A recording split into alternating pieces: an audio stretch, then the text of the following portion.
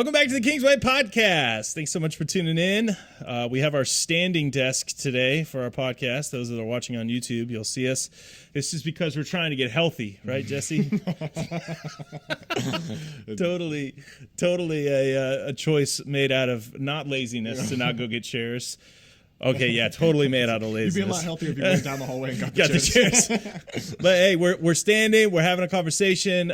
We are going to have a fun one today about prayer. I feel like this is one that we've done before on the podcast, or at least we've touched on it several times, but it has recently just kind of been something that I've been thinking about a lot.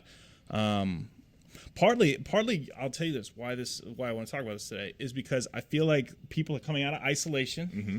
They're coming back to community in some ways. Right. Trying to be wise and smart about it, of course. The way I keep thinking about it is, seatbelts in cars are really important, but when the car's not moving very fast, they become a little less. Does that mean, Sure. As things kind of settle down, that's kind of where I'm at, in the sense of we just need to be smart and be common sense, but 100%. Be smart, common sense. Yeah. So as that's happening and people are coming back together and they're getting around each other, the first things that we want to have are conversations, right? Where we want to reconnect 100%. And we want to talk and we want to get to know each other. And I feel like when people start interacting and reconnecting with God, mm-hmm. one of the first ways they do it, they don't jump online, maybe watch a sermon, whatever. It's like one of those Martin Luther moments, caught in a field in a lightning storm. Right. And if you don't know that, that's one of Martin Luther's that was his conversion. You didn't know that? Martin Luther was on his way and got caught in a lightning storm. This is the same Catholic Church Martin Luther. Yes, okay. the original, not Martin Luther Jr. Right. Martin Luther. Right. He got caught in a lightning storm, and he said he would devote his life to God if he let him live. That's how bad it was. Wow. And so that's when he went into the ministry. But that's normally how I feel like people's first reconnection with God looks like. It's this drastic or radical. Really radical conversation that they're having. Sure. Is that prayer? How do we help people, or how do I even help myself have more intentional conversations, if that's what it is? And then what should prayer look like? How do we talk through helping someone do it? And I know we've prepared a little, and you and I talk about these things quite often. Right. But today we can kind of jump into a few things and kind of walk through it. I have kind of Jesus stuff in my mind because he tells his disciples how to pray. Yeah. But let's start with this. When you hear prayer, and this is just you off the cuff, because I haven't given you as much time to think about this as I've been thinking about it.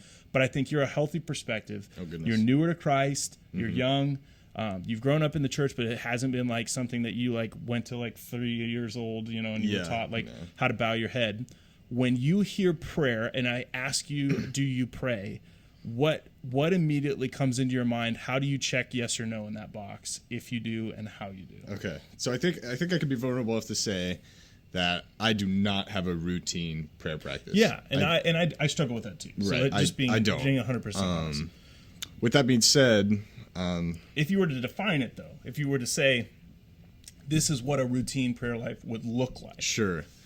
And even that question in my mind is still very difficult to answer, because I don't want to step on someone's prayer life and say that that's wrong. Doing. And we're not going to do that. Right. We're not going to do that. But what I'm trying to avoid is creating rigid lines in the definition of prayer. Mm-hmm. So I think whatever I come to as what prayer is, it's going to have to be fairly wide scoping and fluid, because you're going to grow, much like a conversation with my 7-year-old is different than a conversation with my wife. Right. The conversations grow as the maturity of the relationship, the context of the relationship, where you're at. For sure. Because even I think a typical is you close your eyes and you talk to God. Yeah. Do you have to close your eyes? Mm-hmm. Do you have to talk? Yep. Can I open my eyes and listen? It has to be verbalized. Right. Yeah, and that's what I'm kind of looking at, because ultimately I've said it multiple times at this point. I'm saying it's a conversation with God, but do you even agree with that? Right. Does it have to be a conversation? Right. Because I've heard stories of Mother Teresa going away for many hours at a time and just listening. Mm-hmm. Which I think is fascinating too. There's several guys that I read. Henry Nouwen. I'm trying to think of some of the other more famous guys that maybe people would know. Who wrote Wild at Heart? Who's in the room? Who wrote Wild at Heart? John Eldridge. John Eldridge does it too. Days of Silence. Okay. Where they go away, or I think Delk Dallas Willard used to do a week of silence. Oh my goodness! And I was like, holy cow! I don't know if I could do that. Yeah, but like that was it was meditation and prayer time. Right. But even in that, they would never say words. So, like you said, do you have to say it out loud? Do you have to have your eyes closed? Jesus, when he referenced it, I'm trying to think of the verse. Can you look that up for me, Ryan? Where Jesus mentioned, or John, you're in this room, where Jesus teaches his disciples how to pray. When you pray, the Sermon on the Mount. It's the Sermon on the Mount is one of them. Right. I'm trying to think of the one in Luke too. I think there's one in Luke. Yep. But basically, he goes, you go into a private room, you close the door, and then you don't pray long words. You pray simple things, and it's more of like telling and reminding yourself of who God is, than like a genie in the bottle, type of scenario. So, did you find it? Either of you guys find it? Guys, you're failing me. It's somewhere on this. It's definitely somewhere on the map. But I know for myself though, it ends with that famous thought that I run through in my mind a lot, and that is not your will, or not my will, but your will be done. Right. Your kingdom come. And but then how far do we take that? Yes. You know what I mean? So supplication. So the way I was taught to pray. Yeah. And I know you haven't really defined how you were taught to pray. Yeah. I don't think I have a good answer. Yeah, and that scares me that maybe I know I taught you this in youth, but I know you don't remember it at this point. Do you remember ACTS? What about ACTS? ACTS is an acronym that I taught how to pray. It's adoration, confession. Okay. And then it's oh my gosh. Thanksgiving, and then supplication. See, you just had to learn it. So I think literally it was like Thanksgiving. So adoration is you tell God how grateful you are for Him, how much you view Him as just sovereign and amazing, and you totally just give Him the praise that He is due. Confession is the ways you've fallen short from the things that He's called you. Thanksgiving is for the things that you have received from Him that you are grateful for, and then very last supplication is you submit the things that you would like to see changed or you're hoping would happen. That's how I was taught to pray. Right. So, like, if you're going to pray, walk through that thing. What happens in that, if you do that, it's called acts again. If you walk through that, by the time you get to submitting your things, you should have remembered who God is, remembered how far you've fallen and how little you deserve, truly, but under the grace of God have received so much. And that's where you give thanks for that, and then you get to that, and it's normally a shorter list than when you started. Sure.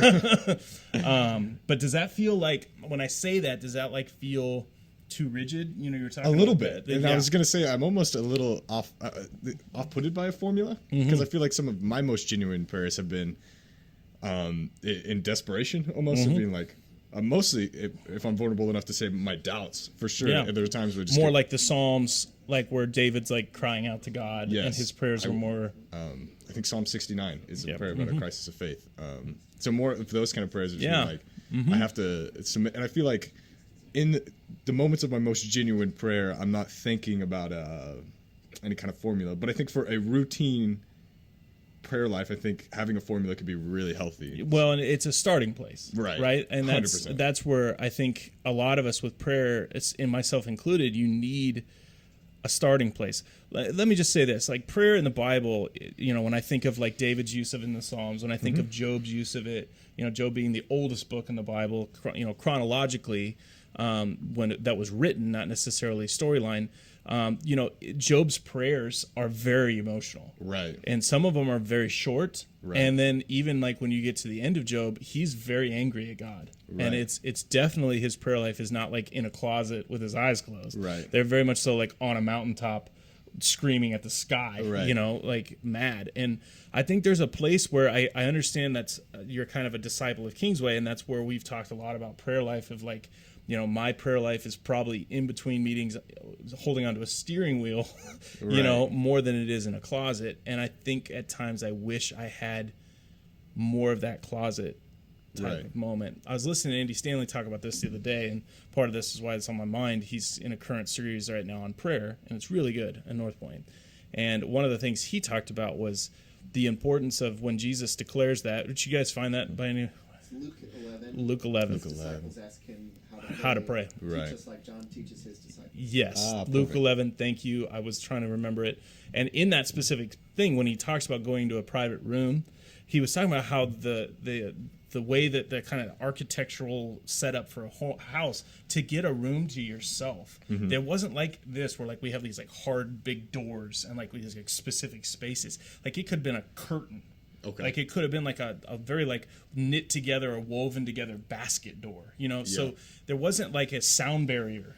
Like it wasn't like you were going into this like cell of a sound room. It was much more about getting isolated. It was much more about the privacy. And it seems like there's an integral aspect because he's talking about blowing the trumpets in the synagogue or synagogue. Yes, and the thought process around it is what's done in private. Right. This is a relationship that doesn't need public viewing to be viable. And so part of that encourages me that it's not necessarily that I'm on my knees in my closet. My car is isolated. No one's around me. No one sees it. It's that. But my attention is on the road too. And the whole point of this is that your attention is totally and wholly on God.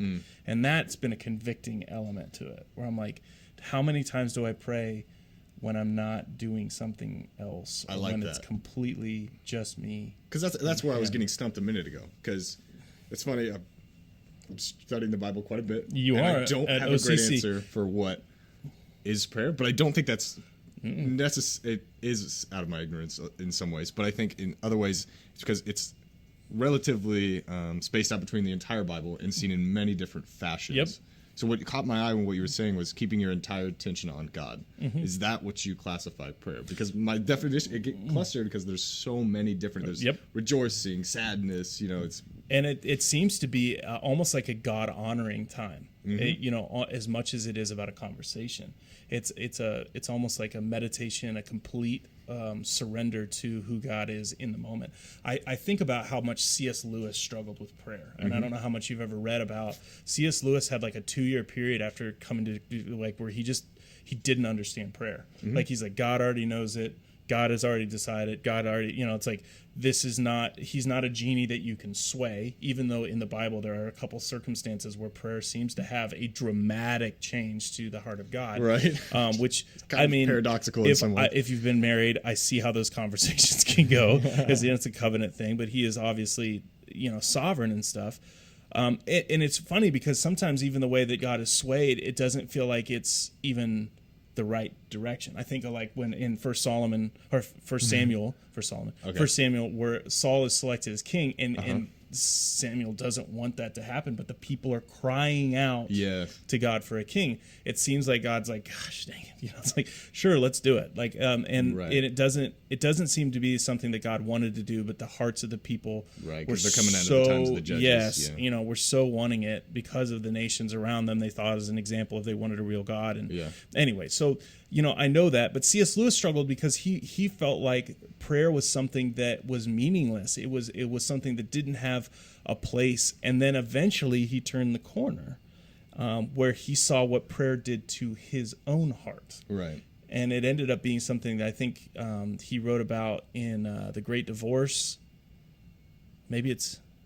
I'm trying to remember if it's in the Screw Tape Letters too, but there's a couple different places in his works where he mentions that the work of prayer in his own heart, where like that time alone with God seems to reassure him, seems to give him peace, seems to give him a confidence, and then seems to be transformative in some of the things. That's almost a little different than the starting definition of the traditional thinking conversation with God, but more like a time where we can connected and I'm transformed and I get to observe, and I think that's quite a beautiful image. It starts to, I think, help me recognize the power of prayer is not always about how much I can convince God of one way or another, or even just like in some ways I see prayer life as like checking in on a really important conversation with a really important person. You know, like I got to go get my God time in, so I got my confidence. And, you know, it's much more about being connected, like abiding, John 15, in the vine. It's much more of like, okay, this is life-giving.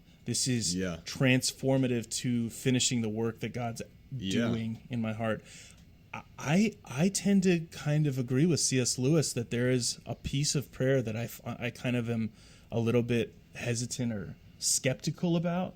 I think so too. I know that I have enough missionary friends that live in places that are a little darker and a little bit more deep into some really dark things, that prayer has been a powerful tool.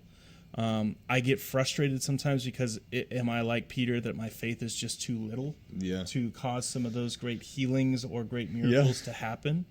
And that can be hard. But when I think about it, and I know this is like totally like a ridiculous term, but think about like when I think of it as the miracle in my own heart that God is trying to work and finish, it starts to give me a confidence that I've seen and watched and know He's done that in my life. That I know that's not the same as someone getting up out of and walking, but it feels like I'm taking spiritual steps sometimes for the first time after prayer. I think that just comes from perspective of us being here in a rather I don't even it's a safer place than some of these third world countries, and we have many awesome hospitals and things for sure. And I know when you're mentioning that, like, there's a desperation in prayer when there's nothing else, there's no other hope. And I have felt that in my life. Maybe it's an emotional trauma, maybe it's just a heartbreak and hurt, maybe it's a loss of a loved one, and there is a rescue miracle of hope and peace and of just compassionate grace in those moments that rushes in, that I believe is divine and miraculous. Like, I really do believe that. And I do think that God uses those moments of complete isolation to refocus our hearts and to transform us in that way, right? Like, think of it like with my kids. This is the illustration I would use. If Cooper comes from school, he's my middle son, and he's had a really hard day, and we're just in the van with everybody, and I'm trying to reassure him that he's loved and that he's okay. It goes fine, and like he hears it. But I've had to do this several times with all my kids. Where I pull him in, like we get home, he's a little hurt. You can tell he's a little sad. Someone didn't want to play with him. Something happened in the day that there's a trauma, and I need him to remember that we're here. So I'll pull him aside, and it's one-on-one, and I'll look him in the eyes, and I won't even hardly say anything, and I'll just go, I love you, right?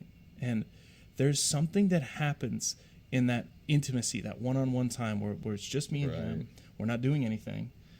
And it's a calming aspect, but then it's a good analogy. And I really think that's what a lot of times God wants more than that, but I think we miss those opportunities a lot with prayer.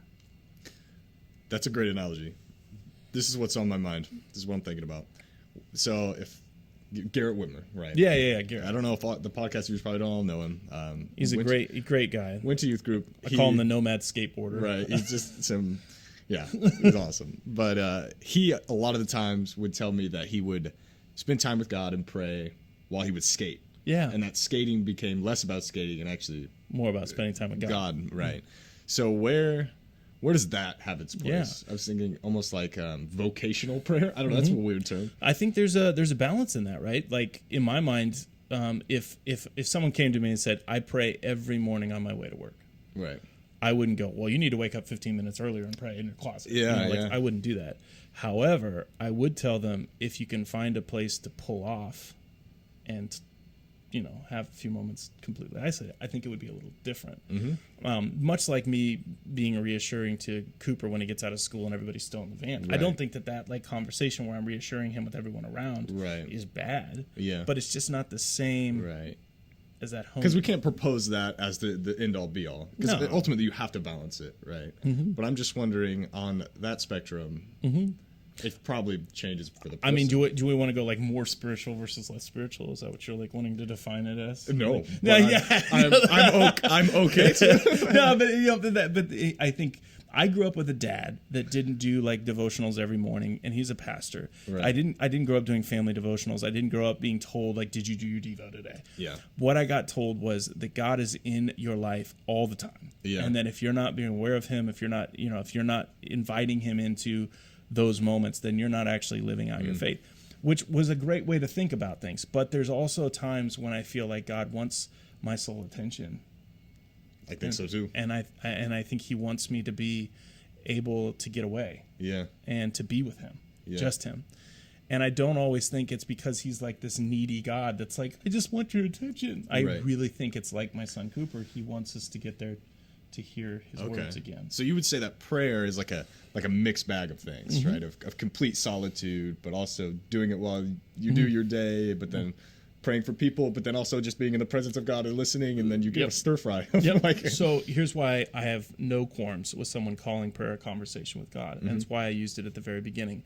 I think it's all the conversations that you would have in an intimate relationship. I think God wants to hear what I have to say. Right. I think God wants to know where my heart is, even though he already knows. I think he likes it when I hear it. It's the same when I know my wife's upset. I want to know what she's actually upset about. God likes that too. It's intentional. It's time with him. I also think it's intimate moments. Yeah.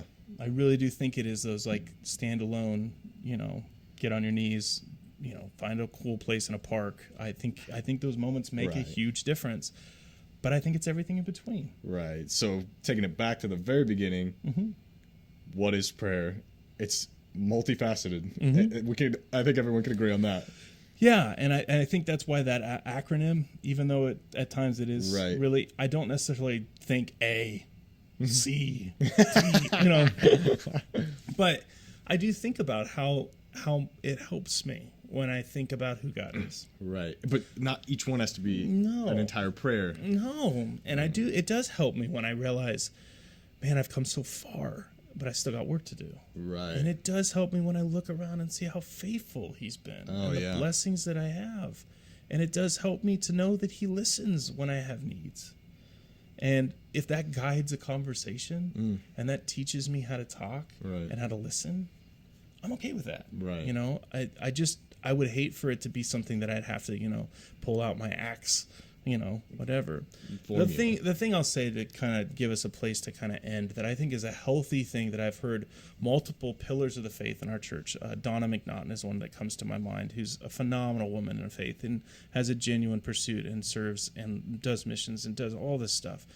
I don't even know if she listens to this or not, but she does a prayer journal type thing, and she and I have had multiple conversations about this, and it is one of the most brilliant things to do is to write down your prayers, because you go back and reread them and you watch how God's faithfulness shows up. Prayers that you forgot you even asked for, then all of a sudden you're like, oh my gosh, that's in my life. It's just 3 years later, and I forgot I even prayed for it. Right. And the faithfulness of God shows up in that. Right. The depth of your relationship shows up in that. The questions of your heart show up in that. Right. And I think it's a fantastic way to kind of go, I'm going to write my prayers down for a little bit. Yeah.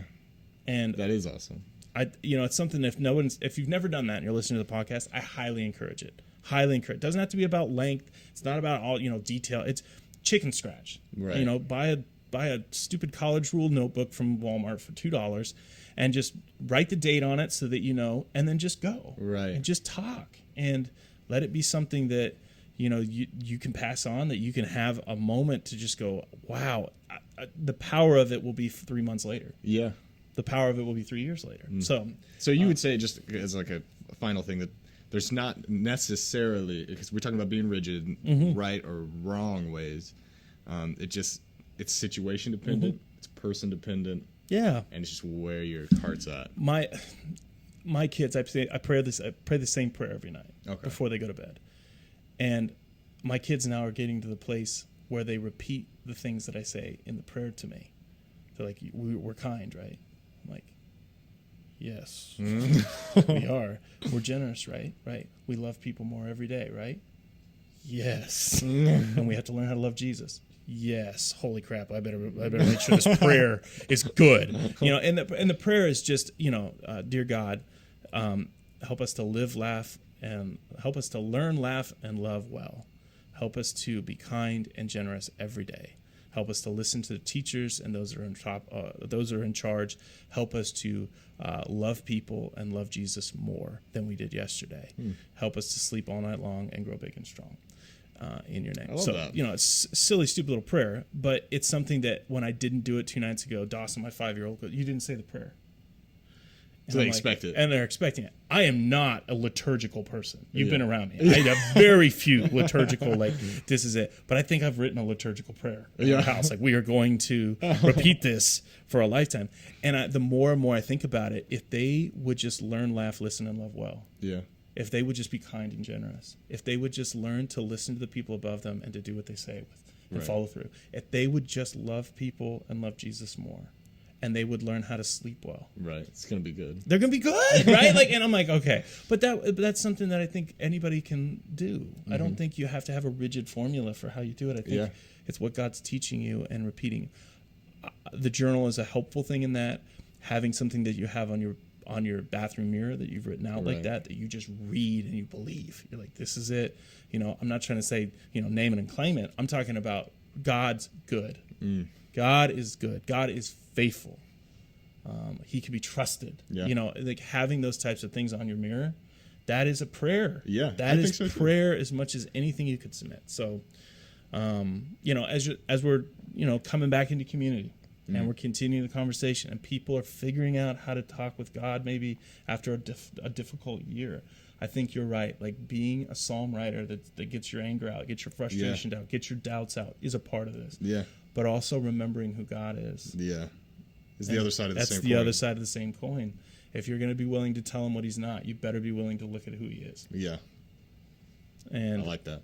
I think there's a part of me that knows when you do that, there's a transformative part of that where you start to go, who am I? Right. Dang. And so, hey, this has been a really fun podcast, and I know it just pulled you in a moment, and we just kind of whipped it out and went for it. You know, topics like this is crazy when you're like, hey, you want to talk about prayer? And I'm like, what is prayer? And you're like, oh, no. Like, I don't know. I'm at OCC. I should know. I'm like, I know. It feels good not to know. It's a journey. We are all learning to love and learning to learn. And I think this is a part of that. We love to learn and love to love. And so moving forward, if you're looking for things to learn how to pray, you know, put a comment in there if you have a question. Put a comment in there if there's some things about this that you loved or a piece of this you're going to try. Always love to know if these things are encouraging to you or helpful. You can click the like. That helps other people see this video. Right. And check. Hey, if you're willing to hit the subscribe and check out more content, please do that. It always is it's always an encouraging thing to know that the content we're producing is helping you and helping you move forward. So, you know, get on your knees, baby, in a closet. Grab the steering wheel. Don't close your eyes. And pray on the way. You know what? Pick up a journal. Right. Write a prayer that you're going to repeat with your kids. I think that's something that was I didn't realize how powerful that could be. Yeah. And just like Jesse said, I think just be on the journey to continue to learn how to do it better and figure it out. Hey, you guys have a great and glorious day in the Lord. See you later.